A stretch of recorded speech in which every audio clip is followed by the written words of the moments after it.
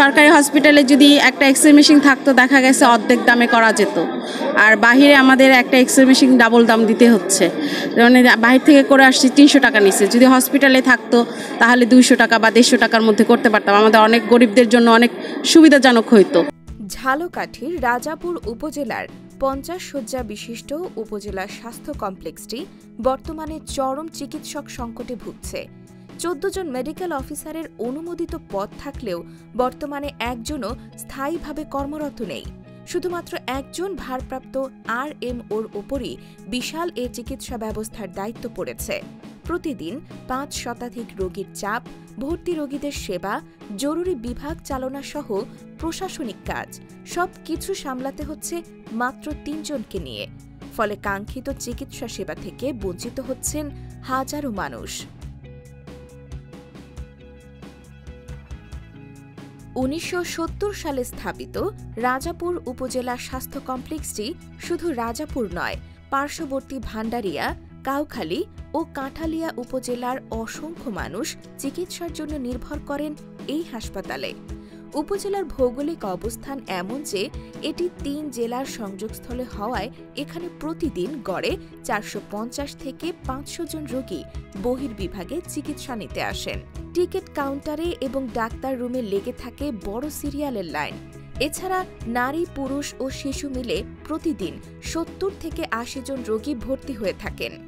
এই বিশাল রোগীর চাপ সামলাতে হাসপাতালটিতে 14টি মেডিকেল অফিসারের পদ অনুমোদিত থাকলেও বর্তমানে একজনও নেই। একমাত্র দায়িত্ব পালন করছেন ভারপ্রাপ্ত RMO ডাক্তার তমাল হালদার, যিনি সকাল থেকে বিকেল পর্যন্ত বহির্বিভাগের রোগী এবং ভর্তি রোগীদের চিকিৎসা দেন।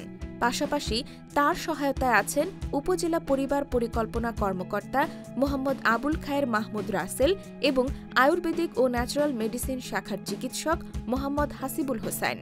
মাত্র এই 3 জন মিলে এক প্রকার জোড়াতালি দিয়ে চালাচ্ছেন পুরো হাসপাতালের চিকিৎসা ব্যবস্থা।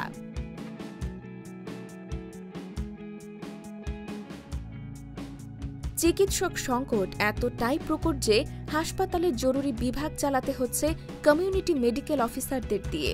এতে রোগীরা স্বাভাবিক চিকিৎসা সেবা তো পাচ্ছেই না, বরং জটিল রোগের প্রয়োজনীয় পরামর্শ ও ব্যবস্থা থেকে পুরোপুরি বঞ্চিত হচ্ছেন।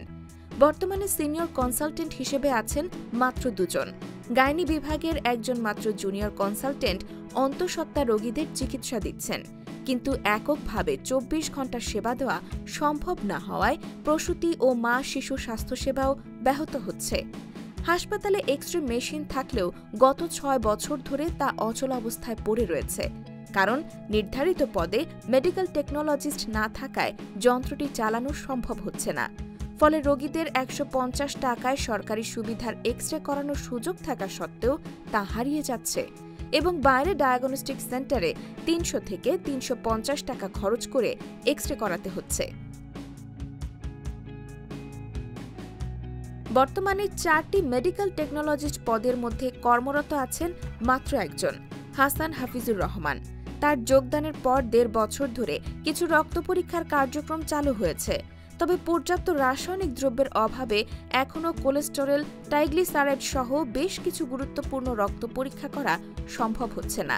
রোগীদের এসব পরীক্ষাও বাইরে গিয়ে করতে হচ্ছে, ফলে খরচ বাড়ার পাশাপাশি চিকিৎসা নিতে সময়ও বেশি লাগছে। স্বাস্থ্য কমপ্লেক্সটিতে একটি আধুনিক আল্ট্রাসোনোগ্রাফি মেশিন থাকলেও এটিকে চালানোর মতো দক্ষ অপারেটর বা ডাক্তার না থাকায় সেটিও পড়ে আছে ব্যবহারের বাইরে। এতে অন্তঃসত্ত্বা নারীসহ নানা জটিল রোগে আক্রান্ত রোগীরা প্রয়োজনীয় স্ক্যান করাতে পারছেন না। হাসপাতালের নিচতলায় একটি ডায়াবেটিক কর্নার আছে, যেখানে প্রতিদিন ডায়াবেটিক রোগীদের বিনামূল্যে ইনসুলিন সহ প্রয়োজনীয় ওষুধ সরবরাহ করা হয়। এটি কিছুটা হলেও নিয়মিত সেবা পাওয়ার একটি ক্ষেত্র। সরকারি হসপিটালে এক্সরে মেশিন না থাকাতে আমাদের বাহিরে চিকিৎসা এক্সরে করতে হয়, আর বাহিরে প্রচণ্ড দাম। যেরকম সরকারি হসপিটালে যদি একটা এক্সরে মেশিন থাকতো দেখা গেছে অর্ধেক দামে করা যেত। এতগুলো রোগী আমাদের ডক্টরদের পক্ষে সম্ভব নয় এবং সামালটা বড় কঠিন হয়। আমি তো অনেক বছর এই টিকিটে চাকরি করি। অনেক সময় অনেক যে রুগী আসে আর আমাদের স্যারেদের সামাল দেওয়া সম্ভব না এবং সেই ডক্টর আমাদের কাছে নাই।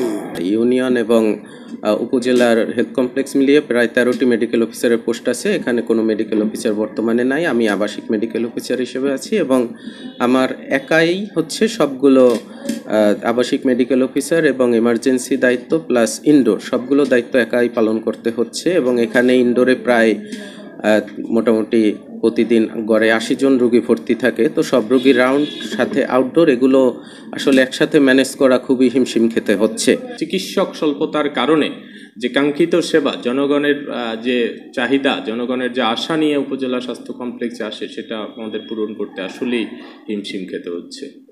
প্রতিদিন যে 24 ঘন্টা যে আমাদের জরুরি বিভাগে যে সেবা সেটা চালু রাখতে হচ্ছে, ভর্তি রোগীদের সেবা দিতে হচ্ছে। সেক্ষেত্রে আমাদের যে হাসপাতালের যে সমস্ত বিভাগগুলো চালু রাখা অথবা মানুষকে যে আসলে কাঙ্ক্ষিত যে সেবা দেওয়া সেটা সত্যিই এখন দুষ্কর। প্রতিটি বিভাগে রয়েছে জনবল সংকট, যন্ত্রপাতির অচলাবস্থা এবং পর্যাপ্ত চিকিৎসা সামগ্রীর অভাব।